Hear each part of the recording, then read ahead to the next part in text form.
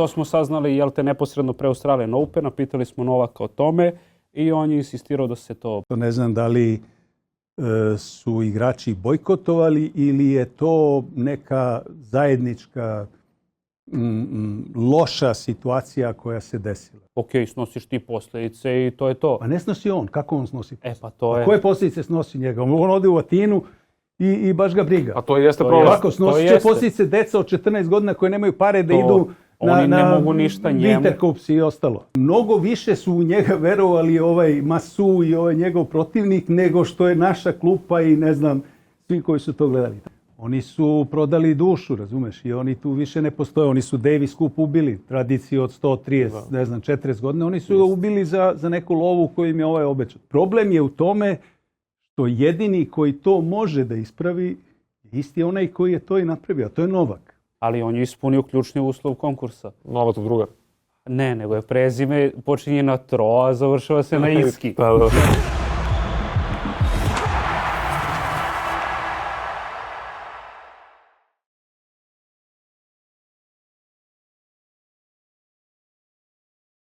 Pre 20 godina Srbija nije imala najvećih tenisera svih vremena, a sada 2 decenije i nešto više kasnije ima Novaka Đokovića koji je osvojio sve što se osvojiti može, koji je doneo olimpijsko zlato, koji je osvojio 24 Grand Slam titule.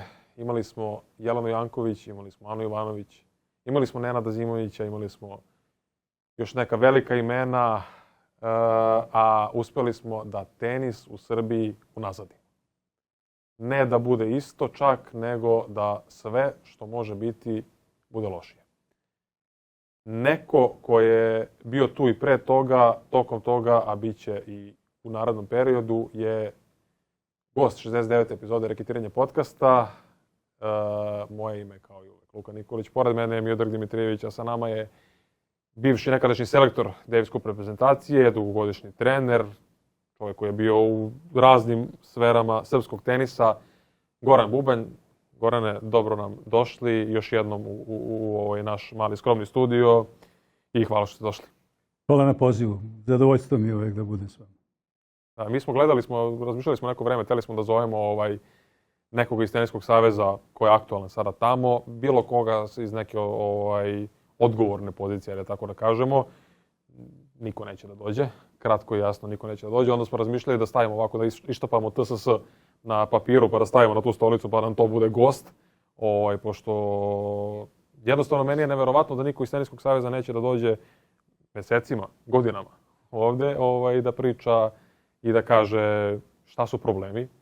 Jer evidentno postoji ozbiljni problemi koji se dešavaju i koji ne sad pre ovog posljednjeg talasa problema koji imamo da kažemo, ali zato ste vi tu koji ste sigurno među najupućenijima u sve što se dešava i trenutno, a pogotovo što se dešavalo ovih 20 godina koji se pomenuo u srpskom tenisu, tako da ajde da krenemo sa nekom analizom. A mislim da najbolje da krenemo od ovoga najskorijeg, što smo svi vidjeli, poraz od Čilea 3-0, odnosno 4-0 na kraju, u play-offu za svetsku grupu. Ispali smo na kratko u svetsku grupu 1. Igraćemo za opstanak u svetskoj grupi. Treću godinu za redom. Treću godinu za redom, znači imali smo 24. smo izgubili u Kraljevu od Slovačke. Razbili su nas Lukaš Klein i Alex Molčan. 2025. Danci okreću 2-0 u Kopenhagenu i 2026. nas kašira otprilike Čile, tako da kako vi gledate na sve to? Pa, iz ove perspektive sva 3 meča smo morali da dobijemo. Ne morali u smislu, nego smo jednostavno mogli da ih dobijemo jer smo imali i bolje igrače. Imali smo za taj prvi meč u Kraljevu domaći teren i jednu skromnu slovačku ekipu. Danska, to je po meni potpuno suluda situacija u kojoj na 2-0 se stavljaju 2 single igrača od kojih znamo da Hamad treba da dobije posljednji meč i može. Umjesto da se odmara, on igra dubl, a imamo 2 momka koja treba da igraju dubl i tu su došli da ih se rešimo ili da ih promovišemo u dubl reprezentacije. A da se ovi odmaraju. Znači ništa od toga nije bilo i mi smo izgubili. I sad je ova situacija u kojoj prosto ne znam da li su igrači bojkotovali ili je to neka zajednička loša situacija koja se desila. Na šta konkretno mislimo, da vas ne dozvolim da komuniciramo, da jednostavno i vi možete nešto da pitate.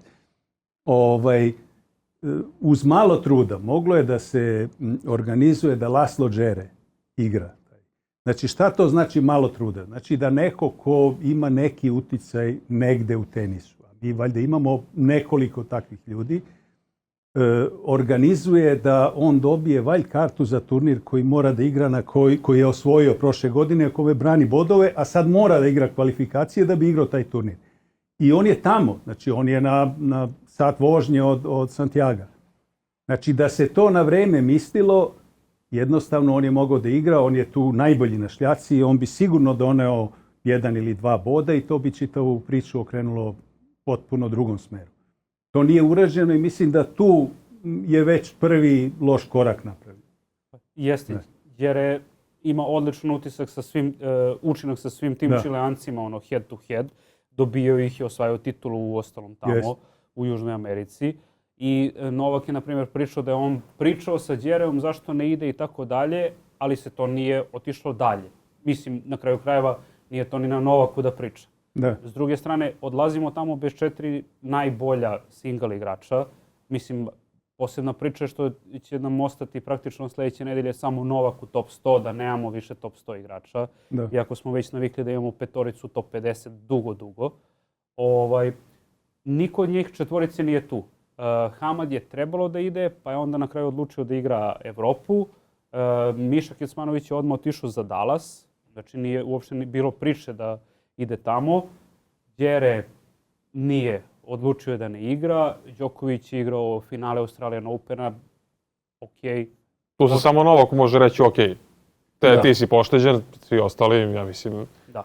I Lajović koji dolazi tamo i doživljava onaj peh, nesvakidašnje. Tako da ne znam da li je bojkot ili da, ali definitivno mi deluje kao loša organizacija u startu.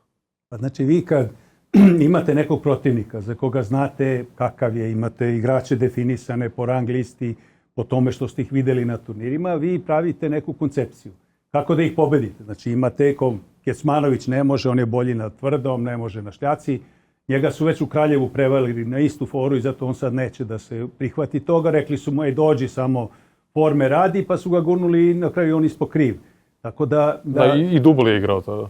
Da, ali to je ono, rekli su mu ne, i on nije za šljaku, nije se pripremao, kao što ni sad. Znači nije realno da Đoković dođe tamo, ali je realno bilo da Džere koji je tamo. Ajde, Lajović isto bio tu na turnirima sve u krugu, sat vožnje avionom. Tako da Džere je, mislim, taj koji je morao da igra i onda bi ovaj meč bio ne otvoren, nego dramatično više u našu korist. Da. Znači, to je propušteno.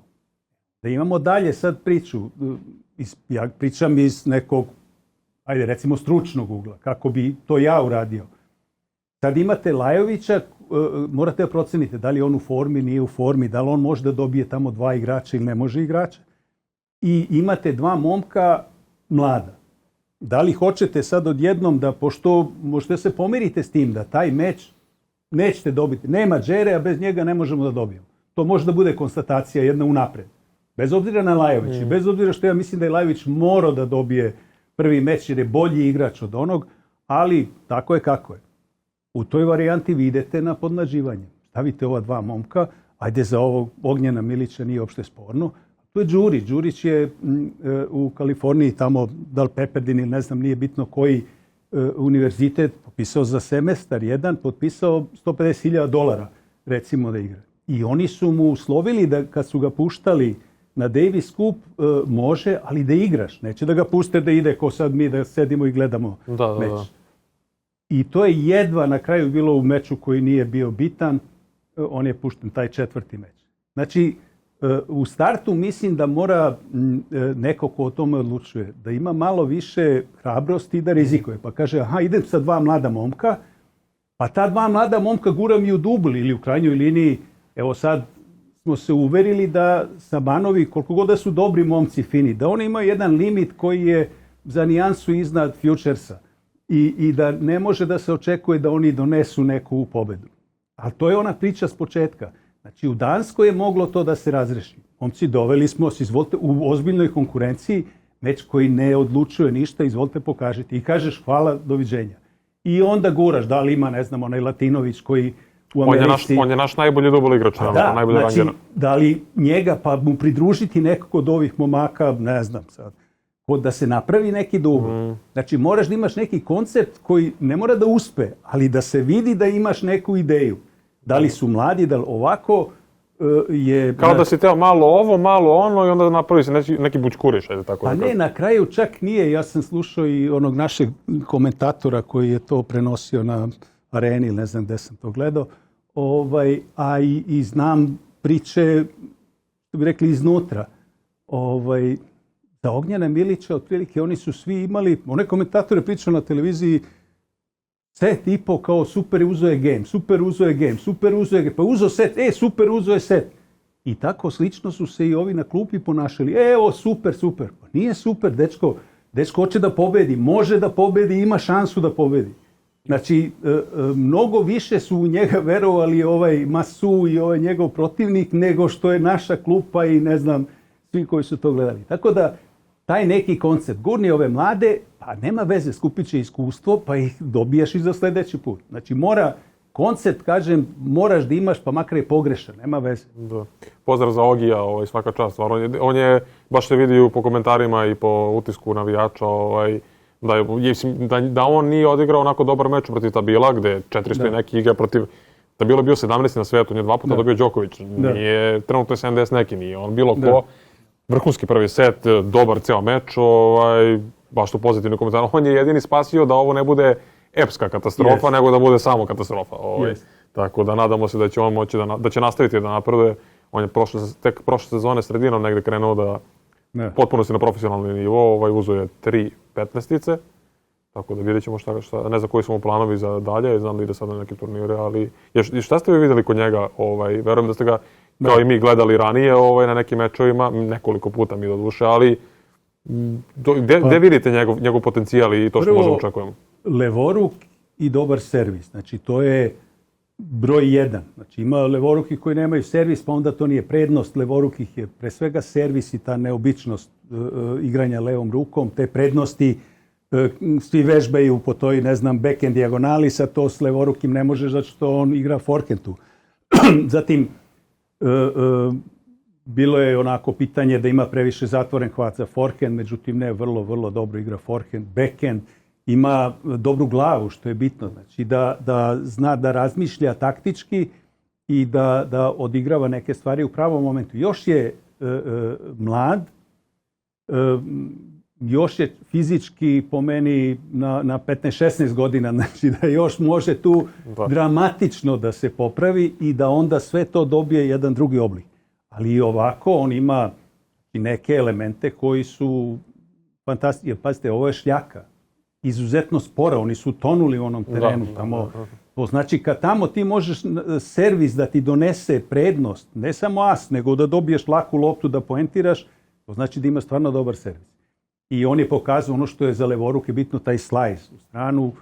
Mislim da će tek na bržim podlogama, a kad dođe vreme i na Wimbledonu, da se vidi njegov ogroman potencijal. Da, ja to pričam baš ljudima, on samo malo mora da ojača, malo na masi da dobije i to je to. Stvarno, udrti su mu dobri. Pritom vidjeli smo i na njegovu tu, da kažemo, ne jačinu, ali ume da lupi onu lopticu, da iz publike završi viner neki, da pogodi da Tabilo ne vidi lopticu. On sa 60 kila izvede servis od 200 na sat. Znači sad kad malo to sve dobije neku dodatnu formu, malo više snage, a da ga to ne uspori, bit će izuzetno ozbiljan. I pritom je on izdržao meč bez nekog velikog problema, 3 seta, 2,5 sata, vrlo, vrlo dobro. Da.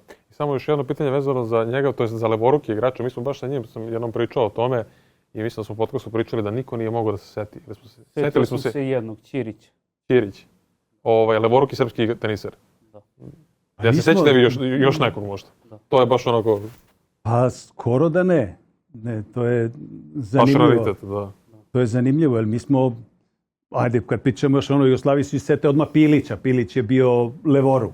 Ne znam, ali posle toga nismo imali nekog, sigurno neuspešnog, jer bih se ja setio. Ali ne znam zašto je. Tako da je to dobro. To je dobro je i zbog neke kombinacije u dublu. Da imate levorukog, desnorukog. Zato pričam i taj Latinović, pa možda on se uklope. Pa ima tu raznih varijanti. Ali da je prednost biti levoruk, jeste. A kako ste vidjeli Branka Đurića? Nažalost, nisam ga video, nisam gledao taj meč. Gledao sam ga još ko klinca, tamo 14-15 godina. On me prijatno iznenadio time što je pre svega izrasto, pa je ozbiljan onako momak sa dobrim servisom i on je tamo jedan od najuspješnijih igrača. Ono što on radi na univerzitetu je fantastično. Znači, on je maltene neporažen tamo. I mislim da treba ozbiljno na njega računati. Ovako, on je stalno bio ranije u tim nekim pionirsko-juniorskim kategorijama između one iz Budve, pa onda nije se znalo da li će tamo ili ovamo. Pa se onda odlučio za Srbiju i to je na kraju dobro za nas. Mislim da je dobro da se uključi, da više igra, da tu ne bude više dileme. Da, to znamo da je on iz Crne Gore, ali je srpska familija, što se kaže. Ne, sve je okej, to nije sporno, ali uvek je bilo. Evo, samo još jedno pitanje. Kao selektor na sljedećoj prozivci, da li dajete prednost mladim igračima koji su bili tu za Čile ili starim, na primjer, da ste u situaciji i tako dalje? Pazite, to je sad stvar izbora, čak ne ni meča, jer mi ovako nekom igrom se stalno borimo za neki opstanak i nešto. Da. Znači, ako hoćemo da idemo dalje, mi moramo da promovišemo novu zvezdu. Pričam, Đoković je tu, on može da uskoči. Da smo mi pobedili Dance, on bi uleteo, posle bi možda, ko zna šta se desilo na tom finalnom delu ili možda bi napravili neki rezultat. Jer Davis Cup je takmičenje koje direktno podiže igrače. Novak je nakon osvajanja Davis Cupa napravio najbolju sezonu u karijeri. Sinner je, nakon što je Novak bio, sad ovo je mala digresija, znači što je Novak bio uplašen na prvu meč loptu koju imu pa nije to realizovao, isto kao što je bio stegnut i neodlučan na break loptu na 4-4 u četvrtom setu, kad je mogao da udari, on je teo poluvisoku pa je pogrešio. Znači, nakon toga Sinner kad ga je dobio tu, pre toga u Torinu, to je raketa. Poslije toga je to samopouzdanje i on čisti. Znači, Davis Cup vam pomogne da vi steknete neko samopouzdanje. I zato sam ja, a to je sad odgovor na ovo tvoje pitanje, za to da se mladi guraju, da se bace u vatru, da se jednostavno vidi. Sad, ako Novak hoće da igra, pa se tu odluči, onda će on da odluči više, možda da dođe neko od ovih starijih, ali svakako da tu i dalje nisu oni matori sad, Kecmanović i Hamad. Što više, oni su dosta mladi. Ali to je sad neka ekipa koja mora da se formira. Hamad, Kecmanović, ova dvojica, možda još neko koji se tu nađe od ovih ima tih mladih momaka koji možda mogu da se ubaci, koje treba priključivati kroz neke treninge, pripreme i sve. Pa jeste, ali to je, na primjer, evo bilo čudno, kad smo mi bili u Nišu, sad kad smo igrali protiv Turaka, to je delovalo kao da se ovo sad postavlja da je ovo reprezentacija Miše Kecmanovića. Znači, on je glavni, broj 2 je Hamad u tom trenutku i svi ti momci koji će da se priključe, da li dublaši, da li još neki singlaši i tako dalje, gde oni pričaju kako ih je Kecmanović vodio tamo, pričao je sa svakim od njih posebno, zvao ih je i tako dalje. Znači, on je preuzeo tu neku ulogu koju imao Novak ranije i znamo da u reprezentaciji, u košarkaškoj, u vaterpolo i u bilo koji ima uvek taj jedan igrač koji povuče sve ostale, ko što je Bogdan Bogdanović za... Mislim, kapitan. Kapitan, bukvalno čovjek od koga sve počinje, gde se završava. I onda prvo sljedeća prozivka, njega nema. Da. To je jedan... Ne da nema njega, nego nema ni Hamada. Da. Nemamo, mislim, meni je to, samo bi se nadovezao na ovo njegovo, jer s jedne strane, apsolutno, Miši sada da dođe, da igra šljaku pa da se vraća na beton, katastrofa. Hamad koji mora da brani finale Marseja sad u Rotterdamu, jedva je upao u glavni žreb sada kao lucky loser, mnogo mu znači. Nije sporno, ali opet reprezentacija pada na drugo mjesto. I tu je problem ITF koji je sad dozvolio da se igraju ATP turniri kad se igra Davis Cup u toj nedelji. I to je isto problem. Da, ne znam kako vi gledate, jer ima argumenta za oba, apsolutno, ali nekako ne znam.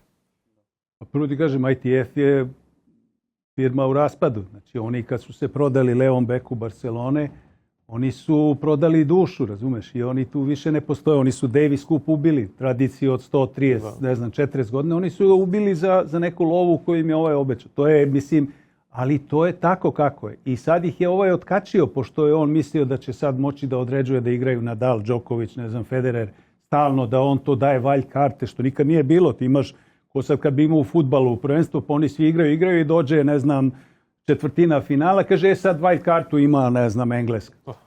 Znači, zato što je bio dobar igrač, recimo Nola, oni daju nama wild kartu, pa onda daju, Špancima zbog Nadala. To je cirkus za lovu i to je potpuno drugi princip. Znači, ITF, da stavimo sa strane, njima će trebati vremena da se vrate u normalu i da ovaj Davis Cup vrate u neke normalne okvire. Jer sve ukupno nema veze. Imaš dva sistema, ovo se igra petak, subota, znači dubl pa dva singla. U tenisu postoji pravilo koje važi, ja mislim, otkako su izmislili tenis, da na turnirima nikad se ne igra dubl pre singla. To je čuvena je priča Nole koji nije znao i oni koji su ga pratili. Zna olimpijada u Tokiju, kad je on kuko što igra, u 6 sati, jer je toplo, levo, desno, i onda se prijavi da igra miks sa Ninom Stojanović. A nikomu ne kaže, majstore, važi, igraš miks, ali pošto se igra single pre dubla, onda ne možeš da igraš u 6, 7, 8, nego da igraš u 2 sata. Single da bi mogu u 6, 7 da igraš ovo. Da mu je to neko rekao, on bi rekao, hvala, izvini Stojanovićka, igrat ćemo sljedeće godine. I on je to shvatio tek kad je ušao, onda posle tankirao predom, mislim, i nju na neki način uštetio, ali u tome je poenta. Znači, oni su napravili sistem koji je suprotan ne tradiciji, nego normalnim stvarima u tenisu. Znači, nema dubla pre singla, tačka. Da. A ovdje ima, zašto su oni to na 2 dana sveli. To je taj deo gdje smo mi igrali. Sad dođeš u finale, to je još gore. Da se igraju samo 2 singla i dubl. To se igra jedno za drugim, da bi sve stalo u nedelju dana, jer to skupi sponzore i šta ja znam. Tako da ITF će to morati negdje da menja kad se neko normalan i pametan tamo bude pojavio i neko ko se razume u tenis počne te stvari da pegla. Ali da dok mi to ne dočekamo, jer ćemo biti u ovim varijantama više nego u onim gdje se igra sve za 7 dana, znači mi moramo da imamo jednog za single, super, i neki dubl koji može da nam donese poene. Sad, to je sad već za razmišljanje. To nisu ni Hamad, ni Keca. I odmah, ajde da se to odmah pegla. Da vidimo. Pa mislim, mi u teoriji imamo, pogotovo za neke, ajde da kažemo, uslove, neki indoor. Beton, ako igra Novak, mi imamo Novaka, sad nisu u formi, ali Hamada i Mišu. Da. To je jako ozbiljna reprezentacija za napad na titulu. Pritom u dublu nije idealno, ali ne znam, da je Stefan Latinović je trebalo već neko vreme da igra za reprezentaciju. Da se malo navikne. Da se malo navikne, M je koliko, ne znam, 5-6 godina mlađi od braća Sabanov, M je bolje rangirao od njih. On je, ako mene pitate, trebalo da se uigrava već sa nekim, ne znam, ja mislim da je tu možda Hamad najviše pokazao u dublu. Da. I da imamo njega tu za dublu njih dvojicu, pa imamo u singlu Đokovića i Mišu ili Hamada, ko bolje osjeća lopticu, ko je bolje trenirao itd. Realno, ozbiljna ekipa i dalje, dosta ozbiljna ekipa, i iako Novak ima 39 godina itd. Ali smo mi došli na to da radimo ovo što radimo u Čilu, tako da... Sjećate se one 23. kad Miša Kecmanović nije izgubio ni jedan meč u Malagi. Pa da, ubio Musetija i Drapera je... Ubio, mislim, odigrao mečove karijere. To je situacija kad smo mi morali da osvojimo. Imali smo Italijane ovako na dlanu, to je urađeno idealno, da čak ne zavisimo od dubla. Da. Tako da tu je Novak ušao u neku krizu koja ga je posle koštala cele sezone. Da. I mi nakon toga, kao reprezentacija, nismo ništa uradili. Pa dobro, ali opet je čitava priča oko toga da se napravi neki koncept. Imaš mlađe, starije. Sad mlađi su i ova dvojica Hamad i Kecmanović i ova dvojica plus još neki, eventualno Latinović, šta ja znam. Ovi su već na zalaznoj, ako ne odlaznoj putanji, i Lajović i Đere. Mogu da se upotrebe ako bude neka situacija, ali ne treba na njima praviti koncept, jer si njih već iskoristio za neke za Đerea. Mislim da smo propustili mnogo ranije priliku da od njega napravimo mnogo boljeg igrača i da nam mnogo više vrati. Ali to je sad druga priča. Da to ne ponovimo sad sa ovom dvojicom. Da. Ili još nekim mladim koji mogu da se pojave. A ako se Nole tu priključi, onda će tu, on neće da uđe tu da igra sa Milićem i šta ja znam. On će, kad dođe, onda će i ovi da jure tu, i Hamad i Keca i svi će oni da se zguraju u tu ekipu. Pa jest, pa mislim i Novak kad on pozove, kaže, ja idem, trebaš mi, nije to isto kao odbiti bilo koga.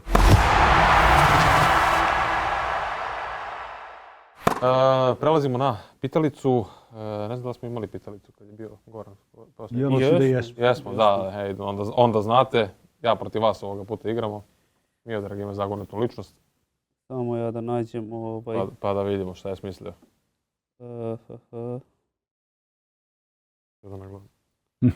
Da, evo ovako.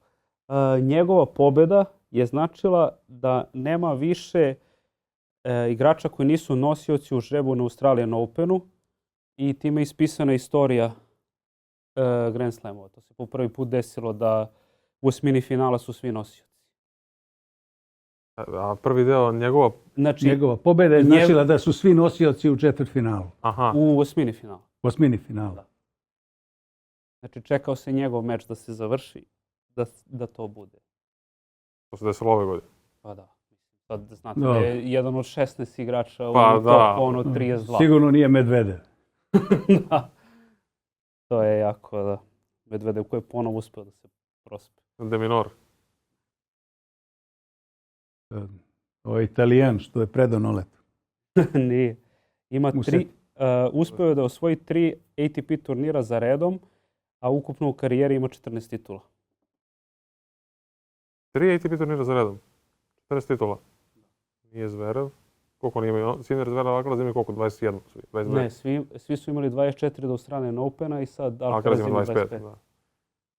3-14. Znači 3 za redom, to je stvarno retkost. Znači da je u prvih 10 na svetu. Kasper Ruud. Prelako je ovo. Previše si nam prvom... Odmah sam vam suzio. Suzio si na 16 aktualnih. Da. Jest. Ako želite bolje pitalice od ove Miodragove, imate na raketiranje.net/dr tenis. Pitalice se svakog dana nova pitalica. A inače, posjetite sajt raketiranje.net i vi Gorane slobodno imamo teniske vesti, imamo te pitalice, imamo neki AI sposobnosti, pogodnosti. Šta još imamo? Pa imamo i pitanja kojima se bavimo koja nisu baš ugodna za većinu u Srbiji, a to je Teniski savez Srbije koji ostaje bez 50 miliona dinara. Mislim, sad ću ja da ispričam svoj deo priče, pa vi šta znate. Pošto to smo saznali, neposredno pre Australian Opena, pitali smo Novaka o tome i on je insistirao da se to pita ministarstvo, da ono da svoj sud i tako dalje.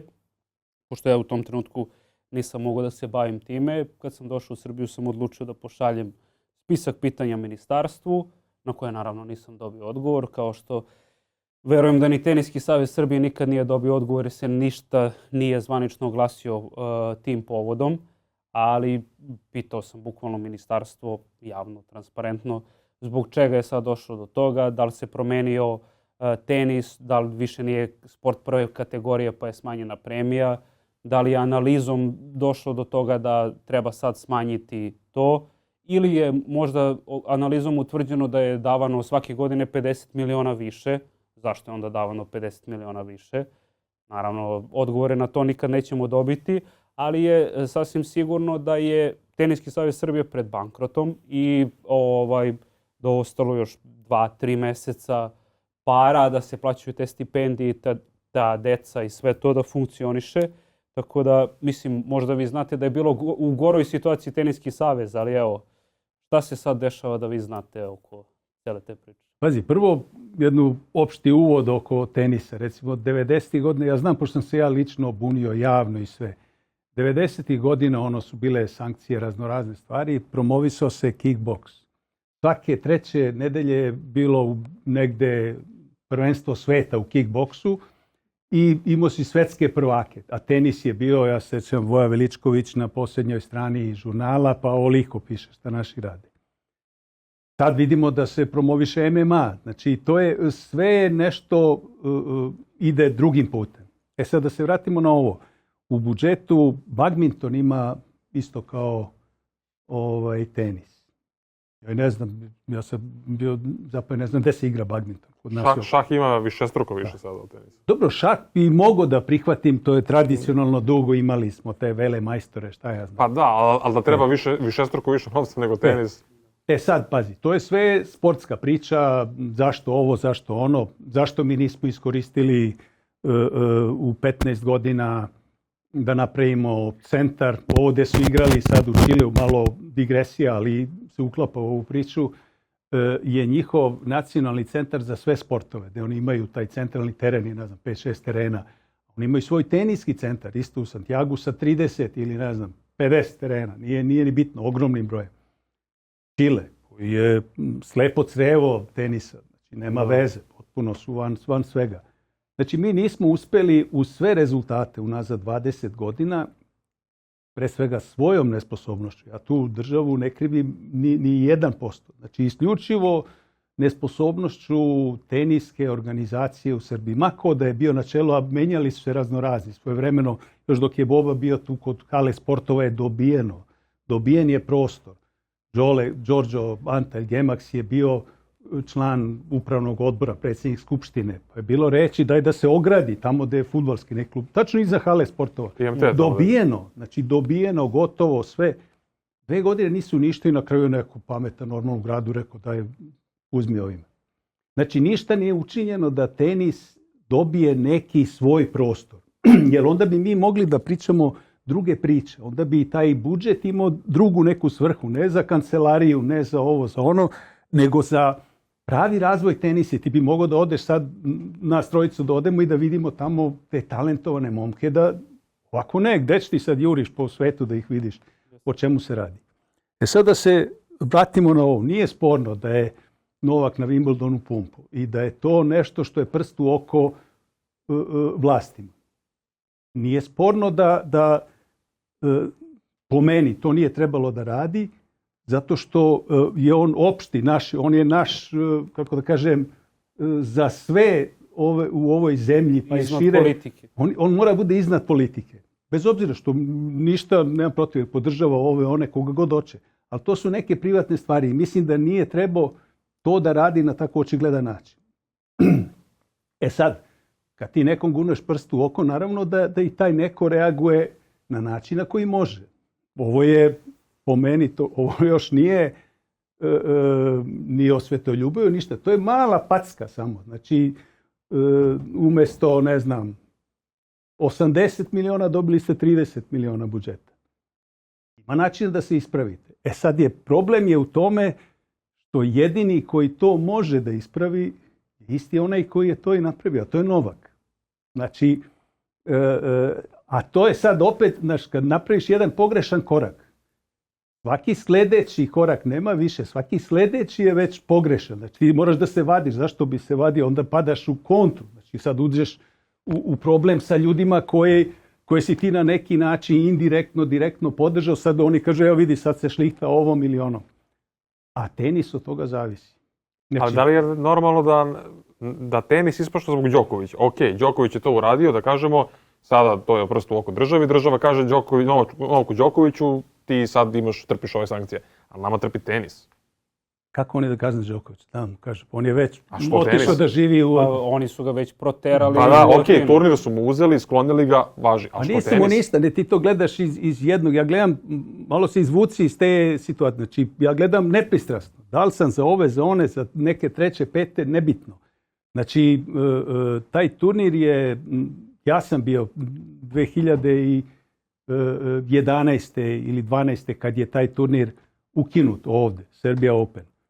Zato što je otprilike nije bilo sponzora. Pre toga su bili neki demokrate, sve s njega sa onom metlom da čisti Novak. To je onaj Dulić iz Subotice, nešto sponzorisao, akcija Čistimo Srbiju, šta ja znam, i oni su sponzorisali.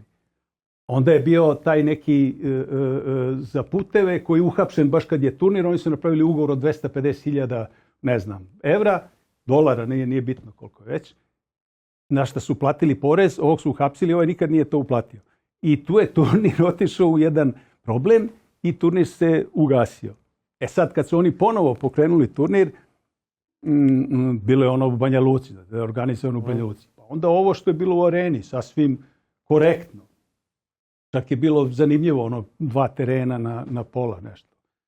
E sad, zašto je on otišao dole, to je privatan turnir, njihovo pravo.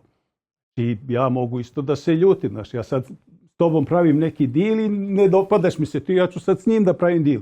Znači, to je njegovo neko i porodično pravo da oni taj turnir sele gde im najviše odgovara. Da im možda finansijski više odgovara. Kao što je sa Novaka sa 25. maja otišao. Ili Gale Muškatirović, kako se sve zove. Pa je sad tamo tip Sarević. Sad, naravno da ti možeš da napriš paralelu, aha, ovaj je njihov, ovaj nije, pa su ovom uzeli. A nije tačno, on je otišao zato što nije mogao da ostvari ono što je tip Sarević nekako uspeo. Hala i još neki prostor da bi ti imao normalnu akademiju.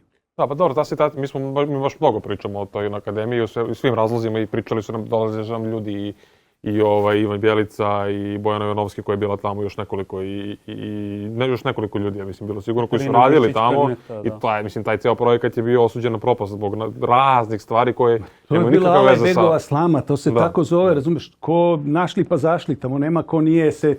Znači, Novak je sve to finansirao. Naravno, jednog momenta rekao, čekaj, neću više i zdravo doviđenja. Tako da ima tu mnogo više stvari nego što mi površno kao vidimo, sad to je, ne znam, oterali su ga. Nije ga niko oterao, jednostavno on je napravio pogrešan tu potez što je uopšte ulazio u tu akademiju na taj način, u najboljoj nameri, pomogao je puno igrača, ali je puno se šlepalo tu koji nisu trebali. Jeste, pa da, to je problem. Da, znaš, tu je negde on ne može da se tome posveti, kao što ni sad ne može da se posveti da sagleda problem.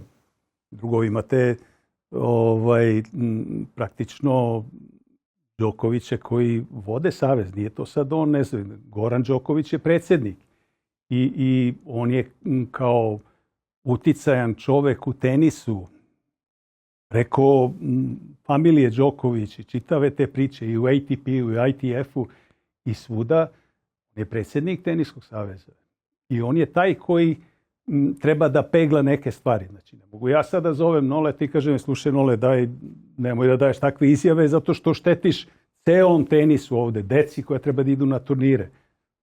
Znam, ali ne može srpski tenis da zavisi od toga šta će Novak da priča.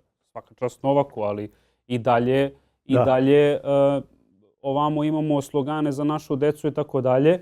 I onda ti uzimaš 50 miliona za tu decu koja od aprila neće moći da idu na turnire i tako dalje. Kažeš Novak, ali si kaznio decu. Da. Sve se slažem. Potpuno se slažem. Ali situacija je takva kakva je. Znači ti plivaš u situaciji. Mi smo imali situacije kad nije bilo banke. Ni država ništa davala. Nula. Ništa.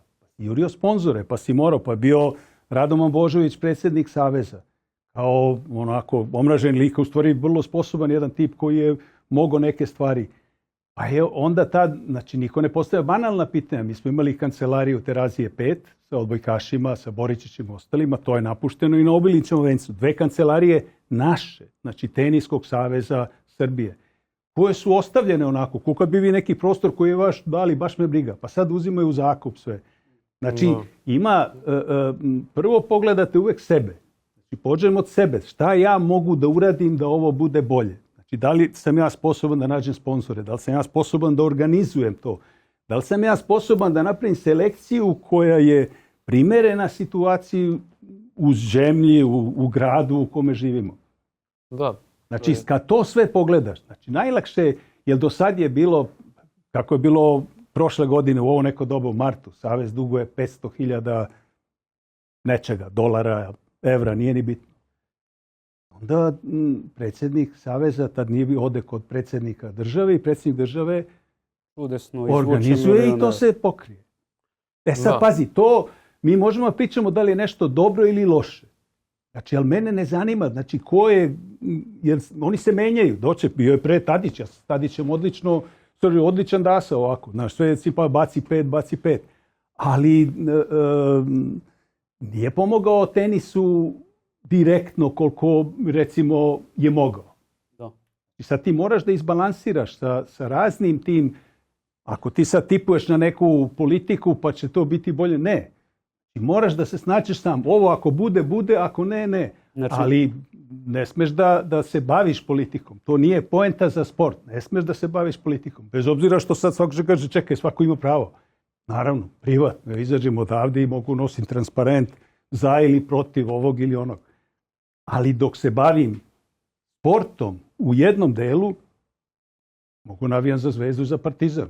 Eto, to je otprilike krajnji domet. Pa ne znam, mislim ja imam drugačiji pogled na to. Ja stvarno mislim da možeš slobodno da kažeš šta god hoćeš ako misliš da tako treba i tako dalje.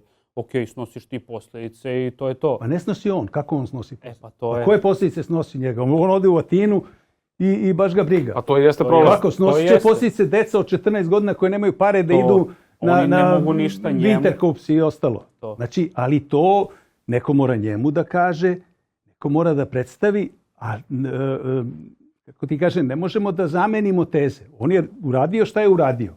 I to je tako. Posljedice su takve kakve su. Sad treba naći neku meru. Znači, ne možemo sad, ja ne krivim njega, daleko od toga, on može da kaže, i apsolutno ima pravo što kaže. Ali ne krivim ni ove koji sad zbog toga daju manje u budžet. Zato što i oni imaju svoje, znači to je neki deo. Znači, nije on je išao protiv njih. Jasno. Sad to je njihov odbrambeni mehanizam. Šta da radimo, majster? Znači, ali ti moraš da predviđaš stvari. Pa kažeš, nemoj Nole, daj mani se, šta sad tu. Jer i on je reterirao, posle toga rekao, ne, dete, ovamo, on je pokušao da ispegla to malo. Ali su stvari otišle predaleko i da mislim da tenis nema vremena da čeka da se promeni vlast pa da to bude prilagođeno Đokoviću pa da onda bolje bude. A da, to je problem što svi ćute, svi se prave mutavi i to je tako, eto, to se dešava i tenis propada i to je tako. I mi pričamo. Što niko ne sme da kaže Đokoviću u lice, pa ja sam to javno rekao da je, kad mene su pitali za Wimbledon nešto kad je bilo, rekao da je manje pumpo, napravio bi bolji rezultat.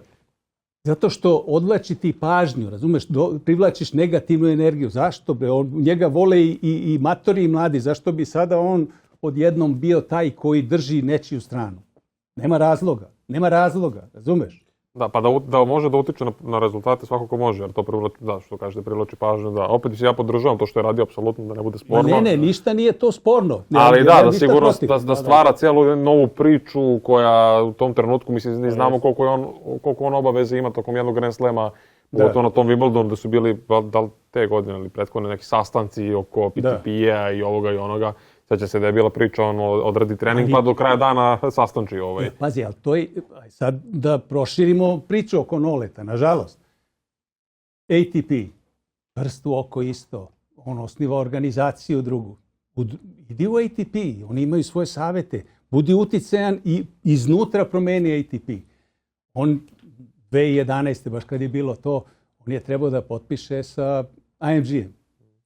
I gotova stvar, sve dogovoreno. AMG su Nadal, Federer, Nike, Rolex, to je AMG. Ne, on udara Bombardier tamo, nema pojma, neki sponsor, vlasnik fabrike. Da. Znači, on direktno, sad samo se stavi u poziciju, igraš, 10 puta je osvojio Australiju. Evo i sad igrao final. Čovjek nosi Peugeot, Kia generalni sponsor. Rolex, on nosi, ne znam, Seiko, neki sad drugi. Hublot. Kapiraš, sve je kontra, sve. Ovi svi nose Nike, on ima, ne znam, one Japance koji je izmislio. Tako da stalno ide negde kontra svega. I onda naravno da nemaš podršku. Nije uopšte, mislim da je mnoge stvari za sebe i da bi sad imao 5-6 Grand Slamova više da je recimo 2011. potpisao sa MG. puštali bi ga u Ameriku i bez vakcina, ne bi ga strpali u zatvoru u Australiji. Mnogo toga bi se dešavalo na drugi način. Da, bio bi zaštićeniji. Da. Samo primjer dajem. Znači, negde napraviš neku kontru, ali njega je koštalo. U ovom situaciji si napravio neku kontru, a košta tenis. Sad, kako izaći iz toga? To je sad pitanje. Da, imali smo baš razgovor sa jednim prijateljem nedavno, da ne kažem danas, gde baš u toj nekoj analizi te cele situacije Novak, koji ne krivimo ga, ali zbog toga što je tako kako je, ok, možemo da kažemo da je kriv za smanjenje budžeta. Da li je to pošteno, nije, ali možemo da kažemo da je tako. Mogu da dođe da kaže, koliko su smanjili budžet? 50 miliona. Evo, 50 miliona. Ja sad, to su njegove pare i ne želim ja da mu zaluču ruku novčanik, apsolutno. Ali da li je to dobro, Novak ima taj neki doprinos, on ne uzima nikad nagrade za Davis Cup. Ako bi to uzeo nazad tih 10-15 godina, to su velike pare. Znači, uopšte nije sporno. On rastereti taj budžet u velikoj meri time što ga ne optereti svojim nekim honorarima. Ali ne znam šta da ti kažem. Mislim da...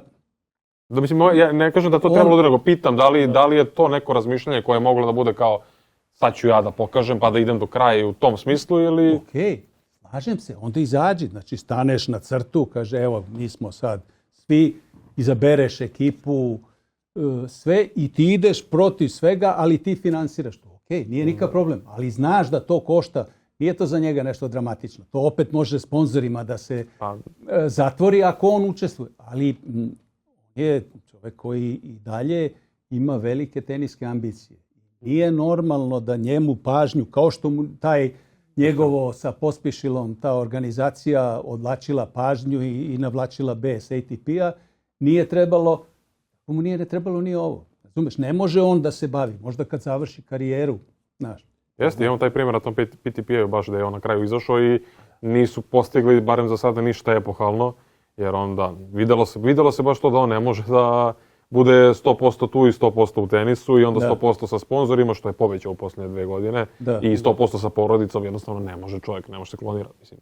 Da, ali ti uđeš u neku priču bez da računaš. Znači, ja sam za to da paralelnu organizaciju. Ok, ali mora uz tebe da bude ili Federer ili Nadal u tom momentu. Pa onda mora neko, ovi ne pada im na pamet. Šta je briga, jer oni imaju svoje sponzore, svoju ekipu koja im pravi lovu i sve i neće da se petlja. Da, oni su potpisali sa IMG-om, što kažete. Oni su to uradili odavno i oni su mirni.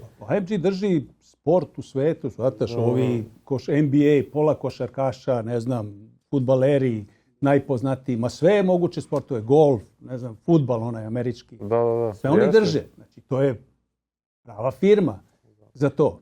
Ali, ono što cenim kod Novaka i što mislim svi cenimo i ceo svet ceni zbog čega ima toliko navijača koliko ima, da mu sada kažemo, da mu dođe čarobnim štapićem neko i da sve što ste naveli, da ga ne bi deportovali, da ne bi vamo tamo i da mu kažemo, majstore, samo si te 2011. trebalo da potpišeš, samo je trebalo da potpišeš sa MGM i sve bi ti bilo ovako, ja mislim da bi on i dalje rekao, neću da potpišem. Da, ali zašto? I da bi on i dalje... Pravo pitanje je zašto? Zašto firma koja se bavi time i koja garantovano pravi dobre, znači on ne bi imao manje para, imao bi više. Imao bi više uticaja, a bio bi rasterećen, ne bi morao da juri. Tad jedva oteo onim Izraelcima koji su mu bili glavni. Znači nije, mislim da je tu pravio neke pogrešne poteze, ali mislim ne mogu da, mislim ja baš toliko u njegovoj koži da mogu da sa sigurnošću tvrdim da je on imao možda... Pa znamo da je on je odbijao ozbiljne cifre i ranije i sada relativno skorije i sam je rekao da je odbio milione, da ne kažemo sigurno desetine miliona tokom karijere, jer nije hteo. Sad u intervju sa Pierceom Morganom su baš pričali o tome, nije hteo da imenuje kompanije, ali da li je bilo nešto, neki giganti u ravni Coca-Cola i Pepsija, tako nešto. Jednostavno on ne pije gazirano, neće, princip kaže tako i to su isto bili sigurno neki njegovi principi. Neću sa vama zato što šta god. Pazi, on ima svoje principe, za razliku recimo od našeg olimpijskog komiteta, kome kladionica može bude generalni sponzor. To su sad stvari, znači, ali Nole je fenomenalan, uopšte nesporan lik u čitavoj ovoj priči. Ali negde mora da vodi računa ili da pegla stvari koje je sam zakuo. Bez obzira što je on u pravu, bez obzira što on nije ništa tu dramatično kriv, ali to neće niko da pita sad kad treba da ide reprezentacija do 14 godina, ne znam, negde, a nema para. Oni su jedva skrpili pare za Čile da odu. Bilo je pitanje ovamo, namo, pa to je. Sad treba da padne za taj, recimo, meč za opstanak Novi Zeland, što može da se desi. Da, ozbiljno trošak. Do Novog Zelanda da odu, razumeš? Pa plivaju svi. A pritom je sve, znači, inače je savez predimenzioniran, jer ja to stalno pričam, ali nažalost, onu Jugoslaviju, teniski savez je radio sa jednim sekretarom. A do Bobe, praktično do 2000 i možda tamo druge, treće, isto bio jedan sekretar ili čak sekretarica koja govorila jezike. Mi smo u Terazije 5 imali sa odbojkašima zajedno kancelariju, najveću kao ovaj studio vaš, kancelariju, jer je tad bio predsjednik Miša Banana, ovaj čuveni što je u bekstvu, biznismen iz Floride, čovjek, i dao je pare, daleko od toga. Znači, ko sad niko ne proverava ništa, niti ja čekao, je toliko benigan lik bio da ja ne bi mogao ni da poverujem, ali nema veze, sad nije on u pitanju. Hoću kažem da je on uredio ceo taj sprat i da smo mi dobili najveću kancelariju i sve, da smo imali zajedničku, tehničku tu neku službu sa odbojkašima. Iz teh kancelarija, kad smo mi počinjali, a pričamo o 93. recimo, tu odbojkaši su krenuli kad i mi. Boričić je bog u odbojci, svi ovi su, evo ga, odbojkaši, ministar i ovo ono, i u tenisu nismo uspeli ništa. Ništa. Zato što niko ne vrednuje. Pa sad ja da se tu ne žalim, ali pazi, ja sam 10 godina bio honorarno, volonterski selektor. Bile sankcije i sve, i snalazio se. I pošto sam ja bio na taj način, onda sam mogao i trenere najboljih igrača da aktiviram kao Čonkića ili ne znam još mnoge druge koji su najbolji treneri kod nas, da to isto urade, da vode reprezentacije sve. I to je bilo 90. godina. Kao mi sa raketiranjem. Ne zarađujem ni ja ništa, pa ne dođi ti da ne zarađujemo zajedno. Nema banke, ali je, snalazilo se, borilo se, radiš. I onda smo došli do love i do ogromnih para i to se odjednom proširilo i odjednom, prošlo je tih 10-15 godina. Pa a nikome nije žao Teniskog saveza trenutno, jer kad je bilo para, pare su proneverene. Ili šta god da se desilo, te pare su, znamo, čuli smo razne priče, jednostavno nije rađeno kako treba. Ne da nije rađeno kako treba, nego kao da je neko namerno radio kontra. Da. I to nije radio godinu, 2, 3, to nije radio jedan predsjednik, 2 ili ovo i one. To su radili maltene svi. Da. Znači, rađena je katastrofa. I sad ja treba kao tužna violina i sad mnogo ćemo da plaćamo u Teniskog saveza. Žao nam je tenisa i dece i toga, pogotovo nama koji radimo. Mislim, nama znači uspeh. Mislim, ok, trebaju nama sponzori i sve to za sve ovo što radimo, ali mi bez uspeha... Znači, nema razloga da postojite. O čemu da pričam? Mislim, ne mogu da pričam uz dužno poštovanje prema, ne znam, Mogiju Miliću, ali ne mogu da pričam o njegovoj tituli u Šarlu El Šejku, jer to nikoga ne zanima. Zanima 100 ljudi. Mislim, možemo mi kod porodice Milić da odemo kući pa da pričamo. Pričat ćemo, gledat ću ja cijel turnir, nije problem, ali nije to, ne može da se napravi marketing oko toga, nije komercijalno. Mora malo da bude komercijalno. Ali kad smo kod tog marketinga, samo to da uletim na brzinu, to je, ja mislim, ključna stvar koja fali Novaku čitavu karijeru. Toni Gocik, kog ima Federer, i onaj čuveni Benito, ja mislim, kog ima Nadal. Svi oni su peglali to što je Novak sam morao da radi, za ovu dvojicu iza kulisa rešavali. Imamo tu priču Toni Gocik kako je ugovarao onaj posao s Uniklom. Da, Uniklom. Za Federer. Za Federer. Godinu dana on pregovara sa Nikeom i tako dalje. Ovaj osvaja titulu, jednu, pa drugu, pa se otvara i tako dalje. I ovaj na kraju završava neverovatan ugovor. To, ja mislim da čoveka te veličine i marketinški uopšte nije imao Đoković do sad, možda Marka Madena koji uspeva da završi dosta tih stvari, ali pre toga Eduardo i Elena nisu bili taj nivo. Mislim, svaka čast njima, ali realno nisu bili. I taj marketing je isto problem Teniskog saveza Srbije koji nikako nije uspeo da nađe način da generiše bar određenu svotu novca godišnje. To je verovatno realno moguće kroz sponzore, takmičenja i tako dalje. Pogodnosti neke, daj neke ljudi koji vole tenis, koji imaju mnogo para, ajde da ti učinimo ovo, ono, džabu. Napravi 30 terena, što vi kažete, pa izdaj 30 terena. Dobro, to je jedna priča, ali realno pričamo, pošto stalno mešamo i politiku. Znači, uvek je bilo na čelu tih nekih firmi su neki koji su iz politike postavljeni. Znači, nije sada privatno, ne tražiš ti od ne znam, mada smo mi jurili ove privatno, ali i oni su vezani za neku politiku. Znači, i oni se menjaju. I sad ti dobiješ od NIS-a, pa neće NIS sam da ti da, sad će Rus da ti da, nego neko iz vlasti kaže da, ili ne znam, od ovih za gas, ili pitaj Boga ko je. Znači, to je opet deo te priče. Ako si ti kontra ovog, džabe ti sponzori. Neće da ti da neko ko privatno ima sad ćevabdžinicu pa će da odvoji za teniski savez. Znam, ali oni kad su bili ruku pod ruku, kad su bili oni tereni tamo, nisam video da je Teniski savez iskoristio tu situaciju da napravi sad nešto sebi zaleđe, pa da ako se desi nešto nepredviđeno, neko okrene leđa tu, da mi imamo opciju B. Mi nemamo opciju B, nego i dalje zavisimo iz godine u godinu. Zato što, pazi, lepo si rekao, nema tu sponzor, imaš budžet. Ko živi od budžeta? Mislim, budžet je jedan deo treba da bude i to čak manji deo.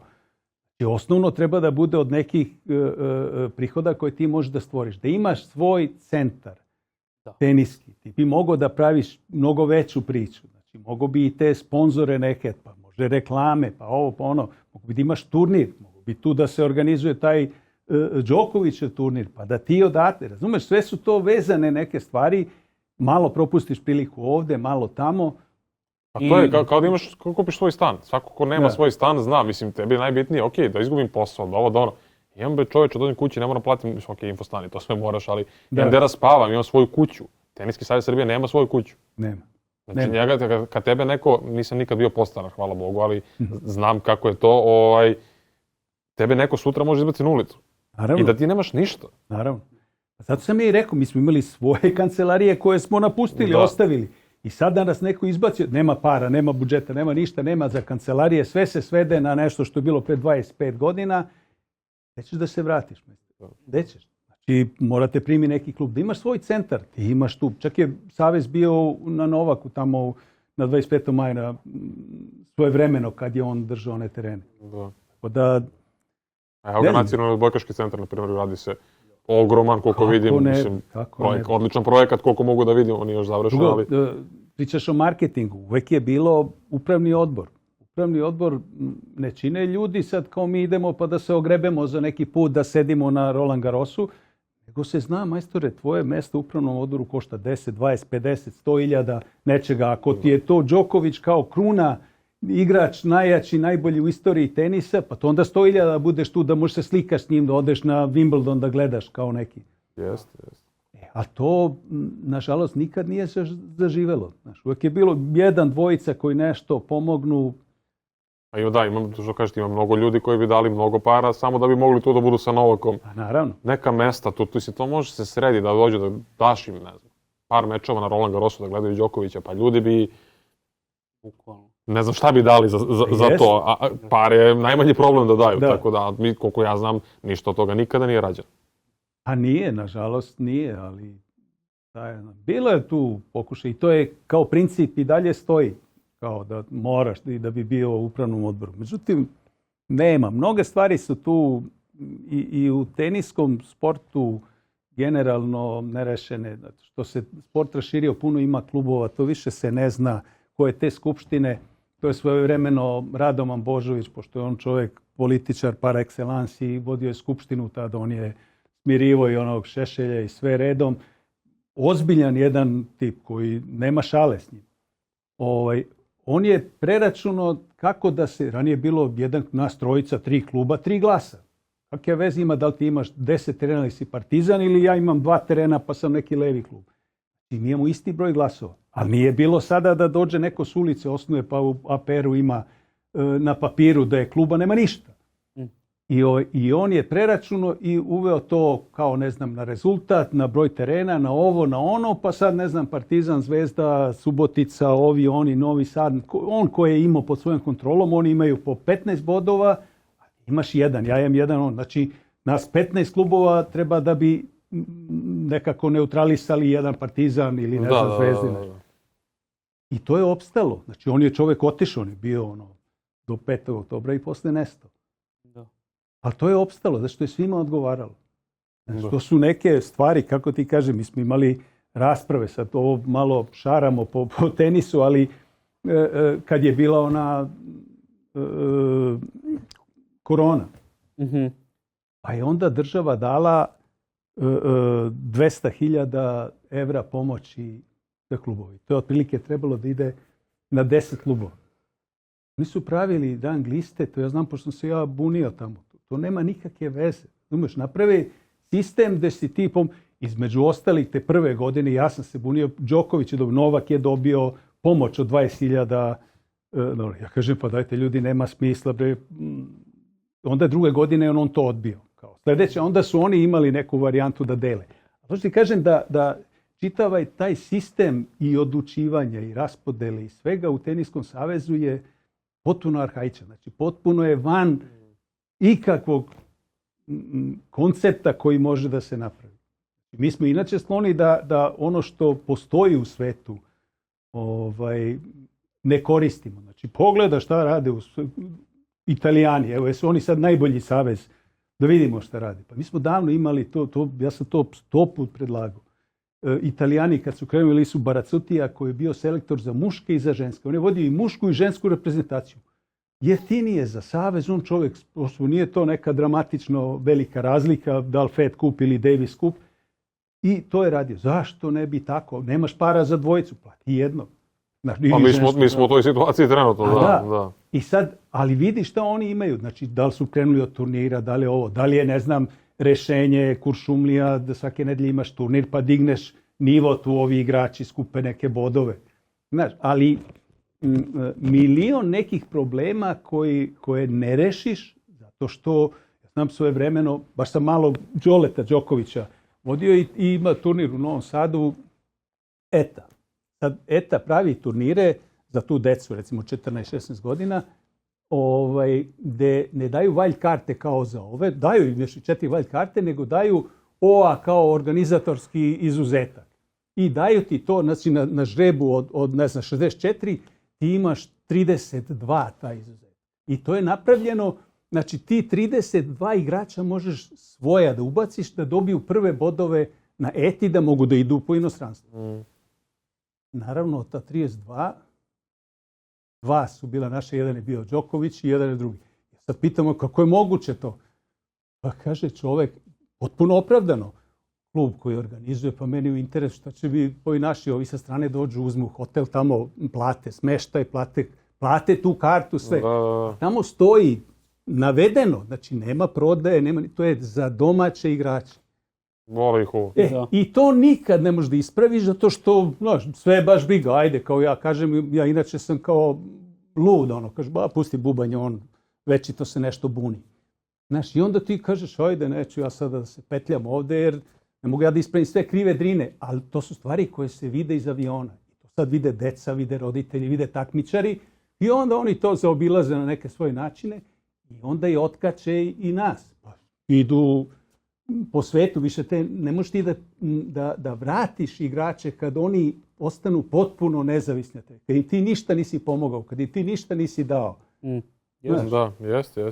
Pa da, imamo tu, mislim, ja da se pitam, selektor Davis Cup reprezentacije i Fed Cup reprezentacije i juniorski selektori, svakome plaćen put na sve Grand Slamove minimum. Naravno. Minimum Grand Slamove, a pritom i ostale turnire vamo tamo. Pogotovo za tu neku decu koja možda menjaju trenera i još nemaju svoga, one klinice koji idu na juniorske vamo tamo.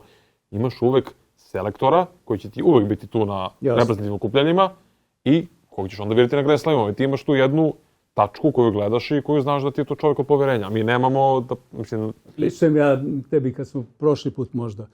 Znači, koliko zanima naše trenere i selektore, uopšte lično neko napredovanje ili otvaranje vidika šta se radi u tenisu.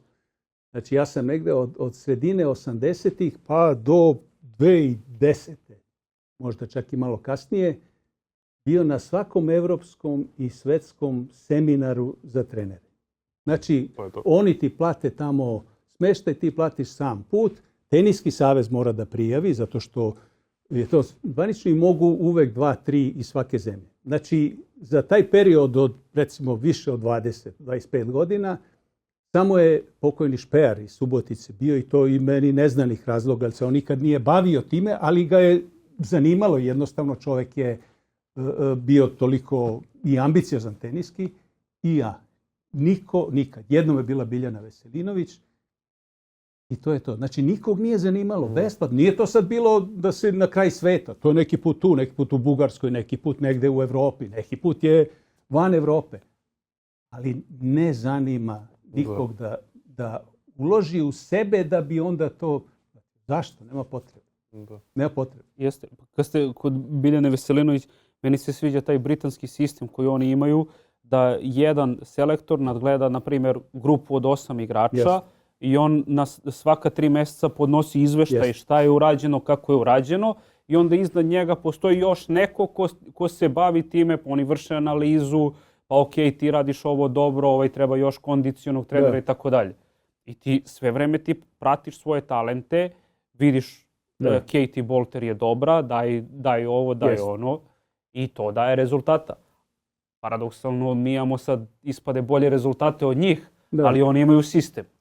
Oni strašno puno ulaže. Ja sam pričao baš skoro sa Biljanom, onaj ne radi više za LT, radi sad Donu Vekić trenira, ali bio je lep pokušaj neke stvari da se tu aktiviraju. Tu je i Nole indirektno uključen, pa smo mi svi bili na nekom trenerskom kursu koji je po meni besmislen za neki početni nivo licence i sve one mali tenis neke priče, ali je bila tu Biljana, bio sam ja, bilo je još par trenera Šile koji to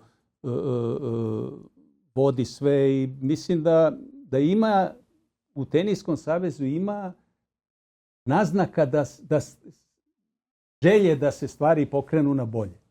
I ima, ali znaš kako vreme prolazi, kako bude manje para, sve više će te želje da se sudaraju sa stvarnošću i onda više neće biti mogućnosti. Znači, ti ne možeš da upravljaš sa takmičarima ako ti njima ništa ne pomožeš. Ako ti njima ne napraviš pripreme, ako ih ti ne platiš da idu na određene turnire. Sad smo u toj situaciji. Sad nema para ni za što. Pa nema. Ovo je budžet, ovogodišnji budžet Teniskog saveza Srbije ne može. Mislim, ja ne znam da će osnove moći da pokriju. Bukvalno basic. Kamoli ništa više. Oni neće moći godinu da završi. Ne, ali zato ja kažem, neke stvari su, znači to mora sa Noletom da se razreši. Bez obzira na sve dobre i loše strane tog rešenja. Znači ne može da trpi tenis jer ne trpi Nole ništa. Razumeš? On dalje ima, čak ima i veći ugled možda nego što je imao, ali to jednostavno nije rešenje. Rešenje u okviru saveza sigurno da postoji. Znači da se savez sam ogradi od Noleta, ali to je isto paradoks. Pa da, i to je isto samoubistvo u jednom drugom smislu. Tako da, šta ja znam, mislim, teška je situacija. Mislim da će se stvari rešiti. Znači, mislim, nije daleko od toga da se nađe neko rešenje, ali da će biti ekstra dobro, neće, zato što jednostavno mnoge stvari su loše postavljene i loše se razvije. Neki ima divnih momaka koji vode te reprezentacije, koji prave rezultate, koje ti moraš da animiraš. Mi smo imali, opet mala digresija, situaciju kad je bio Boba, pa i posle toga, kad su Đokovići preuzeli, da su predsjednici komisija stručne, takmičarske, dobijali po 1000 evra mesečno, da što su, ja znam kad sam to saznao, to je bilo onako, ja sam rekao daj meni ovo, a 2 put se, ne znam, nedeljno čuju telefonom, nešto. Rekao dajte meni, evo ja ću za 200 evra da se čujem 2 put telefonom svake nedelje s nekim.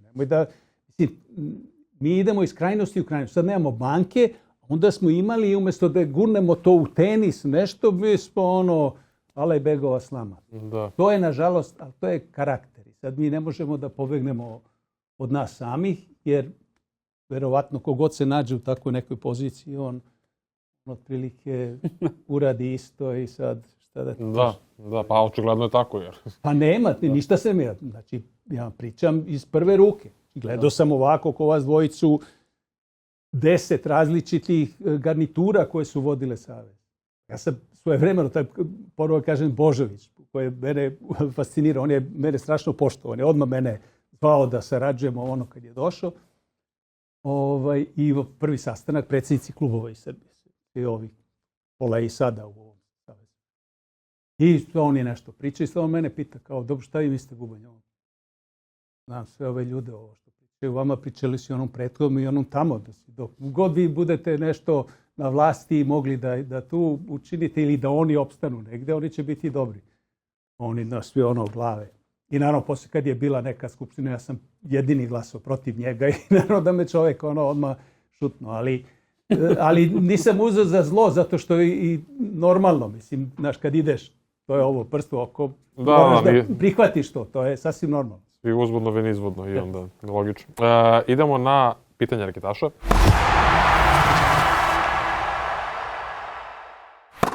Ima ih, pa da treba će nam za to malo vremena. Pitanja naših pratilaca sa Instagrama i YouTube-a. Mislim da se vraćamo sad malo na prezentaciju konkretno, ali ima i pitanja o Savezu. Ljiljana 6016 kaže ko je Troickog postavio na poziciju selektora i ko je i zašto smenio Zimonjića? Šta je pozadina smanjenja budžeta? Pa o pozadini smanjenja budžeta smo upravo pričali dosta. A ovo je Đoković postavio. To je bilo tajni konkurs. Ja znam, pošto sam ga slučajno, to je bilo baš u ono vreme kad su se te za 20.000 evra delile, odnosno 200.000 pa po 20.000 svaki klub, pa sam tu onda pratio, onda sam slučajno uleteo na sajtu za to da ima. I onda sam se, ja sam čak konkurisao, jer sam se, doduše, malo sam se sprdao više, nego što sam ozbiljno to konkurisao, jer sam znao iznutra priču da je to Troicki. Jedino se Zimonja našao pogođenim, a i on je znao da je to ortačka priča Nole Troicki. Nema šta da se ljutiš. Pa mislim, ovu temu smo obradili već dosta temeljno. Najtemeljnije je, mislim, na slučaju Pere Popovića, Spina, koji je slučajno to video tipa dan pre završetka roka i zvao je Vlacu Bolića, ja mislim, ili koga već, i kao, pa čekaj, kao konkurs, kao otkud to? Pa doda kao mi pokrenuli konkurs, pa mogu ja se prijavim? Pa mislim, možeš, prijavi se. I on je tu poslao neke papire, naravno nije izabran i on je tada nam je rekao, otkrio nam je da tu postoji nekoliko uslova koje mora trener da ispuni, selektor da ispuni. I prvi je da budeš barem 5 godina trener na ATP turu ili na VTA, ne znam, ali da budeš 5 godina trener. Troicki, da kažemo da je najbolji selektor na svetu, ne ispunjava te uslove. Da. Sada možda ispunjava, tada nije ispunjavao. I onda ti već u konkurs, mislim, barem preradite konkurs, a ne da bude taj... Ali on je ispunio ključni uslov konkursa. Novatov drugar. Ne, nego je prezime počinje na Tro, a završava se na Iski. I to je to. To je to. Mislim, da, to je bio... I on je valjda zvao, rekao nam je da je zvao Zimonjića, kada je video to i kao Ziki, ti više nisi selektor, otkud ti to? Da. I mi kada imamo taj sistem i kada imamo znaš, ako bivši selektor ne zna da neće biti više selektor, a novi već zna da će biti... Ne znam kako ti kažem, ali to je sudbina. Tako i Ziki postao selektor kad je agitovao protiv mene. Ja sam išao u Italiju.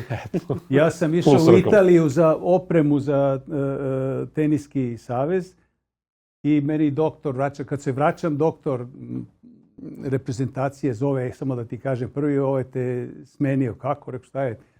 A posljedica je naravno što sam ja Zikiju rekao da se mane single i da se bavi dublom, to je budužnio. Naravno da se ona ljutio, ali sad to je druga priča. Tako da, mislim, neke stvari se ponavljaju, nije to ništa, ne brinem ja za Zimonju, ali jeste zabrinjavajuće što to nije javno, otvoreno i nešto kažu popularno, transparentno. Da svi mi vidimo šta i da imaš uslove, ali ja u tom, žao mi da negde se pojavi taj papir, to što sam ja napisao kao konkurs. Otprilike sam rekao da ako je, da ne treba da bude za selektora uslov više od osnovne škole, to je otprilike nivo znanja većine naših Tako da, ali da sad ne idem baš i ja predaleko. Jednog dana možda da vidimo Jednog cijelo dana. taj. Da, idemo dalje na sljedeće pitanje. Dobro, ovo nije pitanje. Evo, ovo je zanimljivo. Makarius 9.3. Ako Troicki ne može da ubedi svog igrača da dođe igre Davis Cup, da li onda uopšte zaslužuje da bude selektor? Uz svo poštovanje prema braći Sabanova, ali naša reprezentacija mora imati Stefana Latinovića kao opciju broj 1 u dublu i eventualno ga upariti sa Kjecom koji ima ATP titule u dublu. Da, Kecmanović ima, na primjer, dublu titule. Ali pre svega ovo gdje imamo Troickog kao selektora, Hamad je bio njegov igrač, sad je Miša njegov igrač, i onda Miša ne igra Davis Cup, mislim, to deluje malo, ne znam, kontradiktorno, ne znam kako da se izrazim. 100%, ali kako da ti kažem, možda on radi u najboljem interesu Miše, pa onda ga zato ne zove. Da li je to u najboljem interesu reprezentacije? Pa ne, trojički trener je ubedio trojickog selektora da treba da ide u Dallas. To je pravo pitanje da li selektor treba da bude individualni trener ili mora da bude izmaknuti, da može nezavisno da pravi selekciju, pa da onda objektivno kaže, slušaj, Keco, ti nisi za ovo ili jesi, igraš, ne, kazniš. Mislim da neke stvari moraju. Ja sam imao tu situaciju, nisu htjeli ni Zimonja, ni Tipsarević da igraju, tražili su lovu koje nema. Znači, to je... I sad, kako ja prijateljski kažem, može sad, ovi će da te lažu. Te upravo reće, bit će lova, bit će sutra, bit će koliko god hoćeš, pa nećeš dobiti. Ja ti kažem iskreno, nema i nikad nećeš dobiti. I onda, naravno, oni kao neće da igraju i onda su bili povređeni, jedan i drugi, za neke mečeve. Nije ni bitno sad protiv, ne znam, Južne Afrike baš ovdje. Tako da ima tu raznih stvari koje selektor mora da radi, ali mislim da ne bi trebalo da bude trener. Mada ne smeta ako recimo da je trener svojevremeno bio Novaka Đokovića, pa je on prvi igrač, pa ovo ne bi ništa smetalo. Pa da, ali onda može da se tu dođe do situacije da Viktor Troicki, kojem Miomir Kecmanović daje platu, mora da kazni Miomira Kecmanovića na osnovu nečeg reprezentacije. Mislim, to je ozbiljna sukob interesa. Ti ili si selektor ili si trener. Moraš da izađeš iz uloge trenera i da budeš selektor. Da, ali opet nema tu para da on bude, sigurno ima veću, sigurno su veće zarade i kod Hamada i sad kod Miša u timu ili kod nekog trećeg. 100%, pa to je sad onda taj, catch 22. Da, jeste, apsolutno. G. Večeras pita da li je najveći problem to što nema teniskog centra ili bi ta građevina da postoji bila ispunjena nestručnim korumpiranim ljudima? Vrlo verovatno. Znači, samo bi priča bila drugačija. Znači, pričali bi o tome zašto u tom centru rade, ne znam, ovi, a ne neki drugi. Znači, to je, nažalost, tako, ali kako bi ti rekao, mislim, kod nas je mnogo toga nenormalno, jer jednostavno mi takav neki pristup imamo svemu tome. Trener je kod nas svako ko ima korpu, reket i može da iznajmi teren. Kod nas ništa nije normalno. Nema, imaš ti ministarstvo propisuje neke stvari, mora ovo, mora ono, stručni ispit, šta ti ja znam. Ti niko ne kontroliš. Nema nikakve veze da li si ti sad uzmeš korpu ili ja ili on. Potpuno nema veze, samo je bitno da onog prevariš tamo da mu kažeš, ja sam najbolji, ovaj bubanj je prevara, on je mator, ovaj ne zna ništa, a kaže, ali ja kad ti pokažem. Znaš, to je u tenisu, ja mislim, najgore gore nego u drugim sportovima, gdje imamo, znači, jedna osoba, jedan kaže da je top, drugi kaže da je užasan i onda se tako samo vrte priče i ovaj prelazi i menjaju se treneri, i menjaju se ljudi koji rade i ova sad su katastrofa, ova je super, niko nema da je opšte dobar ili opšte loš. Sve neke priče idu, kruže priče oko ovoga, oko onoga. Ne znam kako ga, nije bilo uvek tako. Kad je bilo mnogo manje trenera, znao se neki red, neka hijerarhija i znalo se, ko je ko na kom nivou. Tako da malo je sad sa tom popularizacijom i posljednjih 20 godina tim boomom, kao dosta ljudi igra tenis, ali je to kontraproduktivno. Što ti treneri koji su onako rak rana tenisa, oni u tom osnovnom uzrastu, jer ne mogu baš da idu mnogo više kad ovi već nešto znaju, oni znaju i da li ti znaš ili ne znaš. Oni rasteraju decu. I ja lično svoje dete, kad bi sad bio da imam malo dete, bi dao, ne znam, na judo, atletiku, nešto, kad bi video da me neko tu laži vara. Znači, vrlo malo imaš škola u Beogradu i Srbiji poštenih trenera koje ti možda garantuješ da će on da primi dete, da će da odradi profesionalno, a da li ćeš ti da uspeš ili ne, to je drugo pitanje. A šta biste vi, da li ima nekoliko trenera ili škola gdje biste preporučili ako neko gleda, hoće da upiše dete negde, da li biste nešto nekoga izdvojili? A pazi, Maša Pižonova, recimo, mogu ono što znam lično, možda nije... To me zanima. Ona je na Beogradu fantastično radi, ona je posvećena, ali ona je u tom nekom segmentu uzrastu do, recimo, 12 godina super.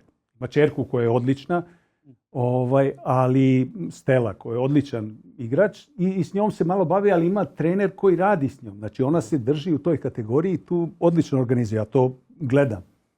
Ima dosta trenera koji su kvalitetni, ali rade 1 na 1. I oni nisu iz ove priče što sam ja rekao, zato što oni rade sa takmičarima, budućim profesionalcima ili već profesionalcima i tu nema prevare. Pazi, ima tu raznih, ja baš danas došao sam ovdje s Gemax, igrao tamo neki dubl i sećam se, tamo je bio jedan trener Danku trenirao. Danka bila ta 60. na svetu. Gledam, ja ne mogu da verujem, on čovjek, to je osnovna škola. Izbacio iz ruke lopte i ona ubije onaj zicer. Pazi, to gledam, a kondicioni njen je bio moj prijatelj i baš sa Beograda, Zdravko. Ja kažem, molim te, kaži njoj o čemu se tu radi. Znači, ti vežbaš zicer, ali to nije dan, to je 2 nedelje konstantno. Imaš servis na kraju i ovo između, mali tenis i zicer. Kažem, pa čime počinje pojem? Servis, reten. Kako da dođeš do zicera, majstor? Super, ja znam da stavim tačku na kraj rečenice, ali ne znam rečenicu da sastavim. A to je, i sad takvih imaš 1000. Ako neko može takvu igračicu već da trenira, a nema veze, sad zamisli šta se događa na nekom nižem nivou, gdje ni roditelji nemaju veze, gdje oni padaju na priču, sad dođe do mene pa ja kažem, ovo je budala, on nema pojma, zato što me nervira. A onda on kaže, ma ne, lupet. To se toliko dešava, znači ja ne mogu da... Znaš, tako da, nažalost, znači nema tu mnogo preporuke, zato što ti vrlo brzo saznaš. Kad se uključiš u tenis, ti vrlo brzo saznaš i onda ako imaš volje da nastaviš, ti dođeš do nekih koji su pravi, ozbiljniji, pa tu malo može i da funkcioniš. Ako ne, ti se razočaraš i kažeš zdravo. Da. Aleksa Bogićević kaže, šta mislite, da li ostaje žal što nismo više Davis kupova uspjeli da osvojimo sa Novakom, da li smo mogli bar još 2-3 da osvojimo, na primjer 2013. Dobro, normalno, i 2023. smo bili najbliži i da li se slažete da nam je jači dubl tandem trebao? Pa, prvo mislim da smo mogli da osvojimo više, ali to je pitanje organizacije. Znači, mislim da je trebalo istrajati na tome da Pilić ostane nakon osvajanja još 2-3 godine, jer bi se sigurno osvojili. Ja sam navodio stalno primjer, možda se i vi sećate, kad je Argentina gostovala ovde u areni posle US Opena koje je Nole igrao finale, osvojio ili tako nešto. I onda je došao mrtav potpuno, on je tamo polupovređen. Došao je mrtav ovde u arenu i mi smo imali i Troickog, i Tipsarevića, i Zimonjića. Solidna ekipa. Imamo polu mrtvog Đokovića. I sad pazi, on ne može da donese 3 poena sam. On može 2. Znači da dobije prvog dana drugog igrača i posljednjeg dana Del Potra. Ali je on mrtav čovjek, znači ne možeš da ga zloupotrebiš. I ništa ti ne vrede ta 2, ako ne možeš da osvojiš još jedan, znači neko da dobije taj drugi singl ili eventualno dubl. I onda šta normalan, znači samo evo ovako sedne ko nas trojica i sedneš i pričaš. Aha, ne stavimo Đokovića prvi dan. Stavimo Troickog i Tipsarevića. Jedan od njih dvojice mora da dobije, ne znam koji je u tom momentu bio prvi, da igra da dobije drugog igrača. Drugi da izmori ovog Del Potra i šta god da bude. Igramo dubl. Par dan, dobili, izgubili Zimonja, nema veze. Oni vode 2-1. Treći dan, Đoković više nije prvi igrač tu. To je bio jedan od ove dvojice. Đoković igra sa drugim igračem treći dan, koji ti je tvoj poen, koji se igra prvi meč, imaš 2-2. I onda izvoli da vidimo da li neko može da dobije ovog Del Potra. To mislim, zanimljiva taktika, ali mislim, ne sjećam se da iko to tako baš uradio. A zato što niko ne razmišlja. Da. I šta se desilo? Nole poginuo da dobije ovog, čak su ga gurli u dubl, Del Potrom, da nije Srđan uleteo u teren i rekao prekidaj, on bi umro na terenu. On se ne može da izdrži više. Čovjek igrao 2 nedelje, US Open, doleteo, isti dan uleteo. Znači, poenta je baš u tome. Neko razmišlja, kako da, tebi su 3 poena potrebne. 3, ti treba da dođeš do 3. Treba sada, znaš, nije to sad, idemo na svih 5, pa ćemo da uhvatimo 3. Ne, 3. Nekad su se igrala ekipna prvenstva, koja su bila u Jugoslaviji, koja su bila strašno važna, a imaju veze i sa ovim za dubl. 3 dubla, 6 singlova. I sad ti si morao 9, 5 poena ti trebaju. Pa sad ti, majstore, napravi kombinaciju. Šta ima, šta ovo? Pa ne znam, uzmeš igrača, su u Zvezdi, uzmem igrača iz Tuzle, nekog koji nema veze, ali on po rang listi meni 4., 5. tabla i ja znam da će on tamo da pobedi i donosi poen koji je nama 5. poen. I mi dobijemo 5-4, 5-4, 5. I onda kad smo imali najbolju ekipu, kad je Bobo bio prvi na svetu u dublu, onda su se umešali i to je bilo razne stvari. Boba je izgubio 2 dubla.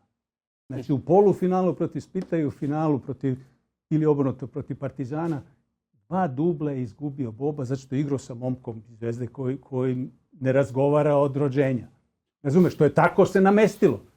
Znaš, i ja to nisam imao tad uci, to je uradio jedan drugi trener, nije ni bitno. I mi smo izgubili. Kad smo imali 3 dubla prvaka sveta, najjačeg na svetu, 3 sigurna dubla, imali smo 4 sigurna singla. Mi smo izgubili sva 3 dubla i dobili smo ta 4 singla. Znači, trebalo je 1. A sa Bobom svako, to bi bilo je par igrača, svako je mogao sa njim da odigra i da dobije koga god hoćeš na svetu. Tako da, ta problematika koju si ti u klubu razrađivao, ta taktika, je, recimo, preduslov da ti možeš da praviš kombinatoriku u Davisu. Da. Bez toga ti ne možeš dalje. Da, pa mnogo više taktike tu ima u ovome što ste vi sada ispričali nego u onome što vidimo. Ne samo od Srbije, nego ostale reprezentacije. Deluje mi da svi nekako rade samo, prvi, drugi, i najbolje rangiraju dubl i tere vozi dalje. Pa šta bude? Ne vidim da... Ali sad je dubl mnogo značajniji. Ako ne, sad je... Trećina je dubl. On ti je ko Đoković. Jest. Da. Saša 034 pita da li bi Nenad Zimović trebalo se vratiti u reprezentaciju kao trener i igrač, da li postoji šansa da se Zimović vrati dubl karijeri i da li se slažete da nam je potrebniji kao igrač u reprezentaciji? Da li je u principu, da li je naš dubl toliko loš da bi Ziki sa 40 kusur godina i kukovima veštačkim i svima šta ne? Ne smem da kažem, ali mislim da bi bolje odigrao, nažalost, nego braća Sabanov, koji su meni izuzetno draga i koji su dobri, ali kažem, to je jedan nivo ispod onog što treba za ovaj nivo Davis Cupa. Tako da Ziki i pored operacije oba kuka i svega, mislim da bi, barem bi mrežu pokrio mnogo bolje nego bilo ko. Ziki, barem razmisli o ovome. Tamo je radio s Latinovićem i... Da, mada pitanje na šta, onda dođe i da osvoji Wimbledon sada sa nekim, ne znam da li bi ga zvali u reprezentaciju, tako da... Ne, bi, mislim da nema. Nema zle krvi. G. Jovanović pita nešto vezano oko Raonića i onda postavlja pitanje, čekaj ću ja izvući dodatno pitanje, kaže za Raonić, za Kristinu Mladenović, ali da proširimo to na drugi igrače. Da li su oni, možda vi znate, da li je bilo priče da te neke igrače koji imaju naše poreklo ili su tu negdje ili možemo da ih možda naturalizujemo, da li je bilo priče da oni dolaze, da igraju za nas, da budu članovi reprezentacije Srbije, sa ne znam kom još može tu pasti na pamet. Sada se najviše priča o Ivi Jović, koja je konkretno polosrpskinja, poloamerikanka, u najgorem slučaju. Ja verujem da niko nikada nije pozvao iz Teniskog saveza da slučajno možda ona zaigra. Je li bilo takve neke priče? Je li moglo da bude više toga? Evo sad ću reći, za Raonića, ne, on je, stvarno niko nije imao kontakte neke s njim dok on nije postao nešto, onda je već bilo kasno. I inače Kanađani imaju odličan teniski, taj trenerski deo, odlične trenere i dobru organizaciju, tako da verujem da bi ga mi preuništili nego što bi mu pomogli. Stičem Mladenović, ja sam, kad je ona bila mala, imao sticajem okolnosti, roditelji su me stalno kontaktirali, pa da li će nešto, oni su imali tu neku volju u početku, ali za nju sam tek siguran da bi propala da smo bilo šta je uzeli, jer Francuska federacija je mnogo bolja. Mi smo imali u jednom momentu recimo Radovanović, to je malo se zna od bivšeg fudbalera Crvene zvezde, ćerka, ko oni u Nici su živjeli, koja je jedna od najboljih juniorki na svetu bila. Ali onda on zatezao sa Francuzima, on je hteo da bira, da ne ide ona tamo, ovamo, namo i praktično je on nju upropastio, što je šteta, inače je vrlo, vrlo veliki potencijal. I puno toga je bilo, sad konkretno za neke igrače, ne mogu možda ni da se setim, ali nije bez njihove neke inicijative, mislim da nema od toga ništa. Da, pa mislim za Ivu Jović možemo kažemo da li bi ona bila sad ovo što jeste. Ali šta da mi ponudimo? Šta? A ne, to, da li bi bila da je ona iz čiste neke volje ili otac joj kaže moraš igraš za Srbiju i da je ona predstavljala Srbiju i da je bila igrala kod nas, da li bi ona sada bila sa 18 godina u četvrtfinalu Australian Opena, top 30, Pa dobro, mislim da nije sukob interesa reprezentacija i neka zemlja u kojoj ti treniraš. Znači negde ti imaš sponzore i nešto, razvijaš se kao igrač i dođeš u neku situaciju kad si već postavljen na neki nivo igrača gde tebi ne treba zemlja, razumeš, ne treba ti država iza tebe da stoji, tenis je zato jedini privatan sport na svijetu. Da, ali da bi došla do toga, njoj su dali sve. Ali imali su i sa Dokićkom takvu situaciju. Ona je već bila čudo, pa je došla. To je baš ta priča. Ja sad s njom tad pričao, pa je došlo ovdje. Imali smo, ovako smo sedili na BK kad je došla direktno uživo. Smo i bio Zimonja baš i ne znam ko još. Tu pa smo pričali dosta. I ona je trebalo da bude meni neviđena igračica u ono vreme. Mislim da je malo falilo da se tu stvari ispeglaju. Znači može to da se desi, ali generalno gledajući ne treba čak ni da im ponudiš ništa. Nego ako je njima to stalo kao sad hoćeš da budeš, da imaš srpski grb, ovo ono, a ništa te ne vezuje. Ti možeš doći samo i da igraš ovdje, radiš tamo.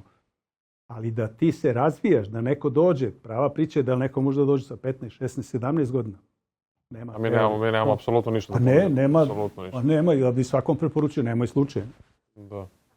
A kako komentarišete, na primjer, vaš Pera Spin i njegova ćerka Andreja je u Francuskoj, igra za Francusku sada već 2 godine.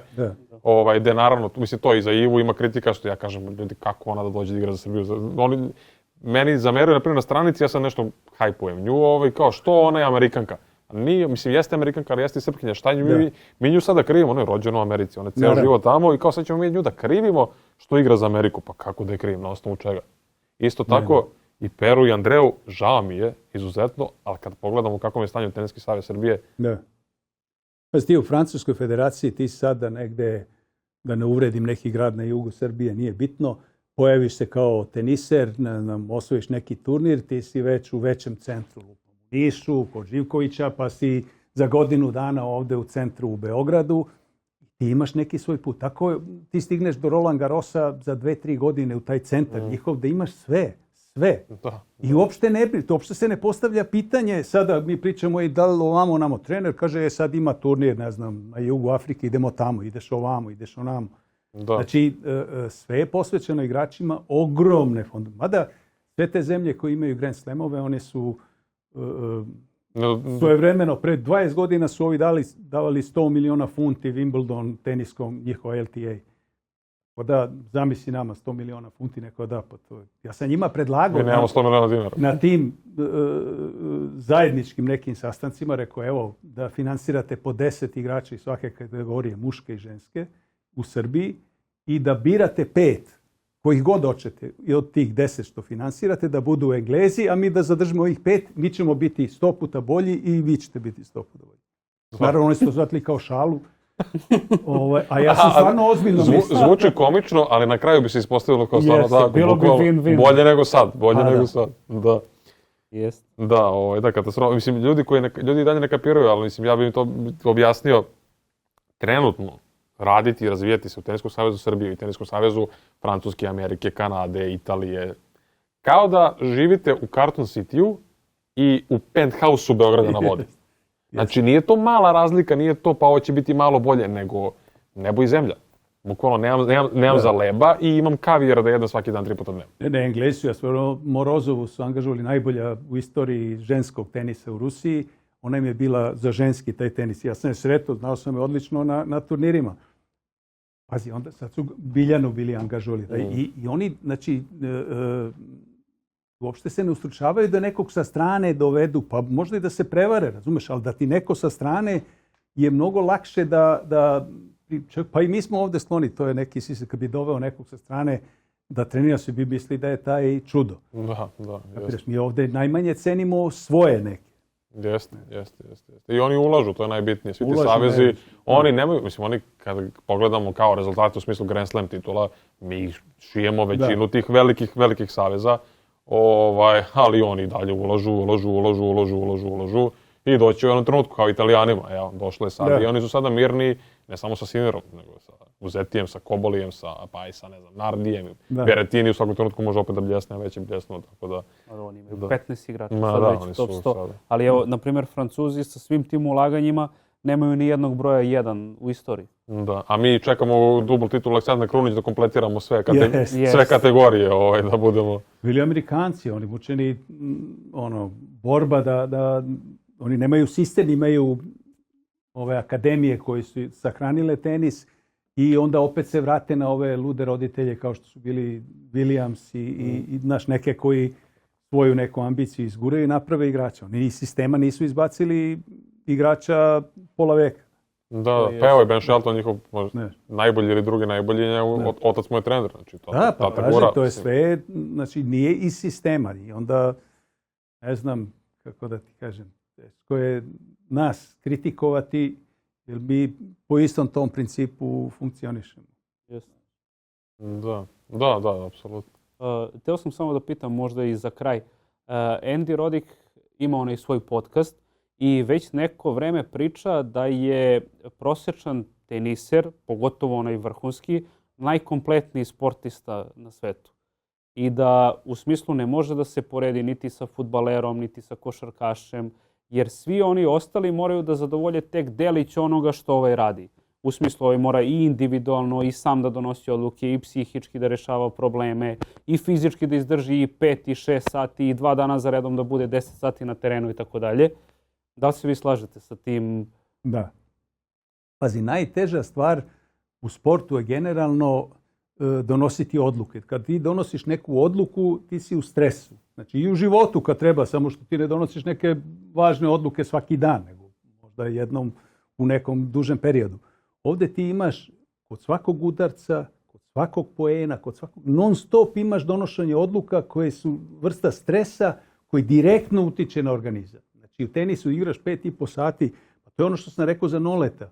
On je 2 loše odluke doneo protiv Sinnera na Davis Cupu kad je imao meč loptu, kad je imao šansu na prvu pa je malo balansirao i kao što je po meni mogao da okrene ceo meč s Alcarazom u 4. setu na break loptu na 4-4, kad se ušlo u razmjenu, kad je imao čist forehand koji je zabio do tad i odlučio da igra poluvisoko. Znači, te odluke koje stvaraju stres, ti nema šta u fudbalu, ovo je šutne loptu, tamo onaj drugi neki ima, da li ćeš da nabodeš glavom ili ne, ili će neko te udari. To potpuno su druge priče, ekipni sportovi. Pojedinačni, ne znam, jedno tamo da se biju, pa onda malo nezgodnije. A sad to mnogo kraće traje. Jeste, i te karijere traju. Da. Ali ne postoji sport u kome ti imaš 5 sati meč u kojem si non stop, ti nema opuštanja. Da, nema izmene, nema time-outa, nema... Nekad je u Davis Cupu važilo pravilo, ali to je recimo pre 20-30 godina. Kad se igralo ono normalno, pa igra recimo 5 setova. I dobiješ prvi set.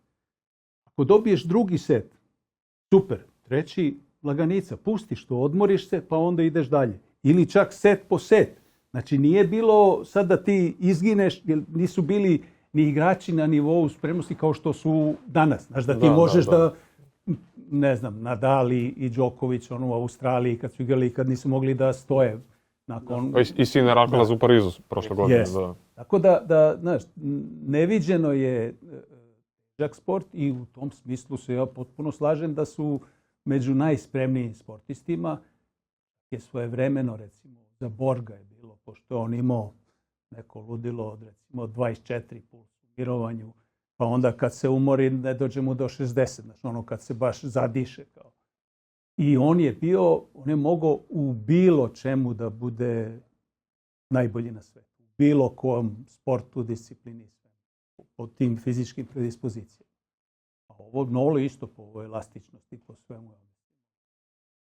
Tako da se potpuno slažem da vrhunski teniser je možda top na nivou. Neke stvari je teško porediti. Znaš, ti igraš fudbal, vrhunski te pocepaju tamo. Pele bio genije, oni Bugari uzmu pa mu lome noge, niko ne kažnjava. Ne može da se poredi totalno, ali kao sportiste mislim da... To je bilo to? Za 69. Da, ako nemate nešto da dodate posebno. Mislim da smo pokrali sve i svašta. Dosta toga malo. Poštovani gledalci, to je bilo to za 69. epizodu Reketiranje podcasta. Kao i uvek, zapratite nas na svim našim društvenim mrežama, gde god da ima, to je Twitter, nemam, ali nema veze. I posjetite pre svega reketiranje.net, imamo sve i svašta, uđite i vidjet ćete, samo će vam se kasti. Hvala što ste bili tu uz nas, nadam se da vam se svidjela epizoda. Moje ime je Luka Nikolić, pored mene je bio Miodrag Dimitrijević, a sa nama Goran Bubanj. Gorane, još jednom hvala što ste bili. Hvala na pozivu, bilo mi je zadovoljstvo. Doviđenja, prijatno, do sljedeće epizode.